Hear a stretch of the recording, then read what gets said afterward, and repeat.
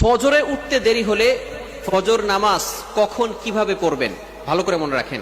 অনেক সময় আমরা নামাজ পড়ি, 5 ওয়াক্ত নামাজই পড়ি, ফজরের নামাজও পড়ি, কিন্তু অনেক সময় ফজর নামাজে উঠতে লেট হয়ে যায়।